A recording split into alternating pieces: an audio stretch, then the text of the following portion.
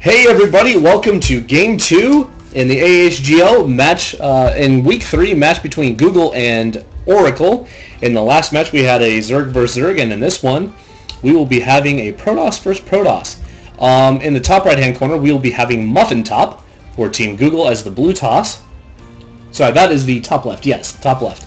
And in the bottom right for Team Oracle we will be having Pablo. Originally I think it's supposed to be DarkWind who played. This might possibly be DarkWind playing. This is supposed to be a PvP. I am kind of thrown off right now. The match said it was supposed to be a PvP. That's okay. So my apologies for the overlay here. It was not PvP, it is a PvT. So, here we go. This match will be this match will be on Antigua Shipyard. And I wouldn't be surprised to actually see some early aggression here from MuffinTopper. One of the things the Toss doesn't really want to have is a very strong Terran late game. Terran late game is pretty dangerous if they go heavy bio with the new enhancements to the medevacs. And even if they go mech. A heavy marine tank can always be very dangerous as well. So we'll see what happens. Got some early scouting going on. And as always, I wanted to introduce our players. I'm still going to introduce DarkWind since he was the one who originally played, but let's first start with MuffinTopper. MuffinTopper chose the Protoss because of laser beams and teleportation. And with that kind of reasoning, who wouldn't? So, I like that. Go MuffinTopper. DarkWind originally chose Protoss. That's really long. He said, well, I've been playing Protoss since I first played the original StarCraft. I liked how the race was different to the other two in terms of dynamics and strategies. It was a little hard to play with them since their units are costly, but once you got the units out there powerful enough to defend or attack. In StarCraft 2, I like to play as random since I get to play with all the races, but if I want to do something in this competition, it'll be better to choose one race that I know the most. So there we go. And it looks like MuffinTopper's just going to be doing some normal standard play here, getting his Gateway and Cybernetics core out pretty early, as well as Pablo. I'm just going to call him Pablo. Going with some early racks. Actually, not really early, just right on time. Possibly into a quick expand. He doesn't have a second racks yet, so we'll see what he does with that. It doesn't look like we have any cheesy play going on, except for this probe might possibly be putting down a proxy pylon. We'll see what happens there. Pablo just doing some normal scouting out here. He will be seeing that the Cybernetics core is going to be chronoing out that warp gate research, so that'll be good for him to see, along with that early gas. Actually, that gas, I don't know exactly how early it was. Did you catch that? I'm pretty sure it was a regular gas, just so that you could, as soon as you could afford it. Okay. So the first unit coming out from MuffinTopper is a Stalker. So not a Zealot. We might be seeing some heavy Stalker play going on here, especially with, we might be seeing some 2-gate early pressure. That is not a bad choice against a Terran. I approve. And it looks like Pablo is going to be expanding pretty quick with only one barracks. That is a very risky play to be expanding that early against a Protoss, but we'll see what Pablo is able to get out in time. He does have that reactor with a couple Reapers going out, so they might be able to cause some good harassment to the Stalker that's coming out here to do some scouting. We'll see what he does see with the scouting expedition. He will see that Pablo is expanding, is going to be trying to take down that bunker. He is target firing the bunker and not the SCV building it, so we'll see what happens. A couple Marines are going to come out while these Reapers are going to be going into the base. Into Muffin's base, and that Stalker, I'm not sure if he's going to be able to. He's going to be pulling them back, and then he's going to just keep attacking that bunker. All the meanwhile, these Reapers are sitting out here for Pablo and not doing anything. So we'll see what happens. Some pretty good micro here by these Stalkers. Still more and more Stalkers because of that forward pylon up here. Forgot to mention. These Stalkers are going to do some really strong pressure, and these Reapers still not do anything. That might be a misclick, and with that, these Stalkers are going to do horrible amounts of damage to this economy. Already taking out 4 workers and a pretty good amount of Marines as well. not being able to really do any massing of these Marines because you just keep getting picked off too soon. And we got some really good kiting here by MuffinTopper on these SCVs. So this could not be very good for Pablo. I agree. He is losing an awful lot of SCVs to this push here. And behind it, the Protoss player is getting an excess amount of minerals. He's going to be able to knock up pretty hard after this. Oh, no. All the meanwhile, though, very interestingly enough... Oh, I just disabled sound. Sorry, guys.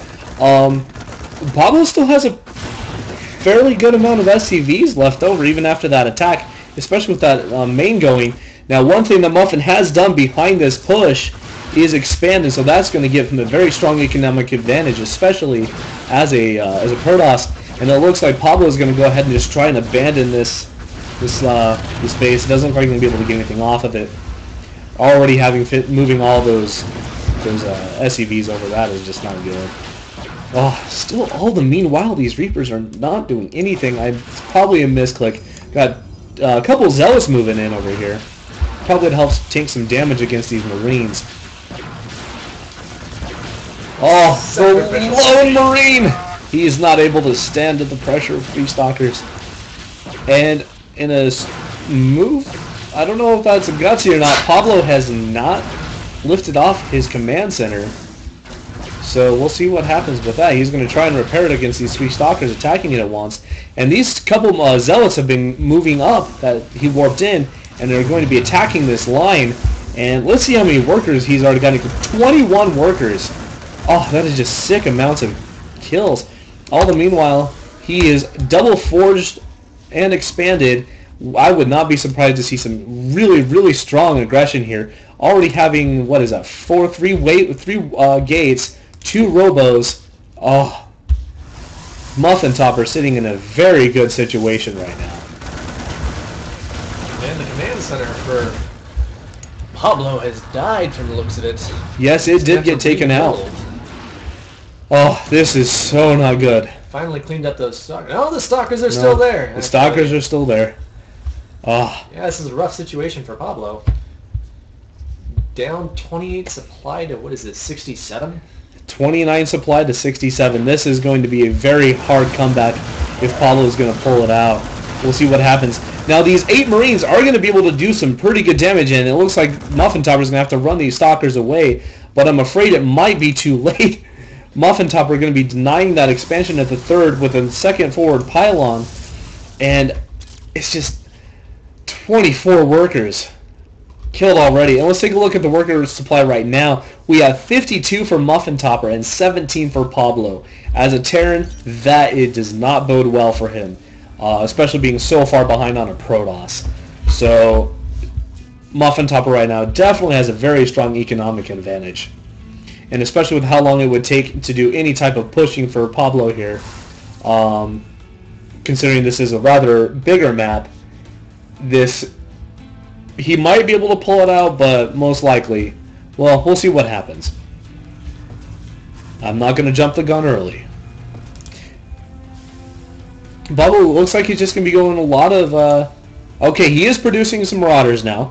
Those Marauders will be able to put on some very good heavy pressure. But MuffinTopper already going to be pushing with Zealot, Stalkers, and a couple Immortals. Those, just 1 or possibly 2 Marauders, aren't going to really do too much to that force unless he's able to get a second barracks down with another tech lab to produce even more Marauders. If he could get some more Marauders, that might be good. But it looks like MuffinTopper is going to push here. We'll see what Pablo can do here if he can hold this one out. And Pablo remembers he has Reapers. Yes, he did remember that he had Reapers, and let's see if he killed any. 1. He got 1. So, here comes the attack. The Stalkers are going to go ahead and start picking off that barracks. Marauder getting the shot off. And it looks like MuffinTopper is going to be going for the economy again. These Zealots are just sitting there. They're not moving in on trying to advance on Pablo or anything. Let's see if he has a Twilight Council up. Yes, he does. Does he have Blink? No. No Blink or Zealot charge. That is a very nice thing to have in this kind of situation, but it looks like he's concentrating on just getting that pressure just like he needs. Keeping that economic pressure on Pablo so he can't get too much up and going. It looks like Pablo is going to keep going with bioplay, not going to be doing any transitioning into mech. Most likely, cause, yeah, he just doesn't have any gas. Yeah, it doesn't have a single gas guard, and this barracks could possibly fall if he doesn't get to repairing that, and that will be huge for MuffinTopper and being able to just push with pretty much no resistance at all. Still no barracks, still no factory. He's going to be just going real heavy bio. Okay, there goes the repair for that barracks. We'll see what happens. And MuffinTopper has already taken the third and is just starting to expand and gain map control like crazy. Looks like we have two upgrades going here for MuffinTopper, along with finally getting that Zealot charge as well. So does he have both gases? No. Only 4 gases going. But at this point, I don't really think he needs that many. Oh no, these Reapers are going to start getting picked off by these cannons and stalkers. He thought he could get away with hiding there, but unfortunately not. MuffinTopper in a good defensive play does get the vision through the clouded area, and these Reapers are just going to be running right into danger. These cannons are going to clean them up real nice. Pablo trying to do everything he can. He's got 5 barracks, now 6 barracks. He has 6 barracks going with lots of Marauders, a couple Marines, actually 1 Marauder, a couple Marines, and he does have the concussive shells going, so that will be to his advantage as well. And we got 2 more gateways going up for MuffinTopper. MuffinTopper sitting in a very, very strong situation, and a Templar Archives and Dark Shrine going down. Oh no! Oh, it looks like he's going to be doing some Archon play here. Let's see how many Zealots he has. That looks about 21 Zealots and 13 Stalkers and 3 Immortals. That is a very formidable force, especially with that Zealot charge just finishing. Let's see if he's... Yep, he is going to go straight for Blink after that as well. And this is going to be a very hard force to stop for Pablo, especially with no upgrades going right now. And Muffin already having 2. I'm not sure how I would actually come out of this situation myself if I were in Pablo's shoes. Possibly just keep going bio with what he's doing. There he does get an engineering bay going down. That way he can start getting some upgrades. But I fear he's just too far behind. We'll see what happens. Pulling the army to the very back, that's actually a pretty good, smart idea to let this bunker try and do as much damage as he can to any beginning force here. MuffinTopper just he's starting to hit a critical mass. Already at 173 supply to Pablo's 103, and Pablo is going to move out, and he's going to be his army is just too separated here to really do much damage.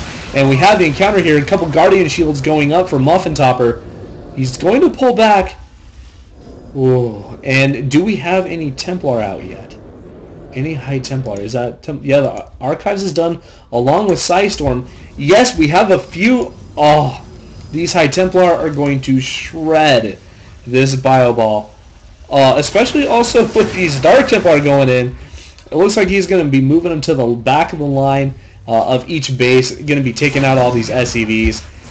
And Pablo's going to have to do something. It doesn't have any detection right now. Well, he does have detection, but he's not dropping any scans. There's a scan. Going to take out that Dark Templar. Is he? Yes, he is going to. At the meantime, oh no, Pablo gets his army separated in half, and these Zealots and everything is just doing so much ridiculous damage. And there is GG by Pablo. Oh, wow. With the early aggression, MuffinTopper is able to hold on and just keep the pressure on throughout the entire game and keep control of that map. And it looks like Google will be going up 2 games to none, and we will see you in Game 3.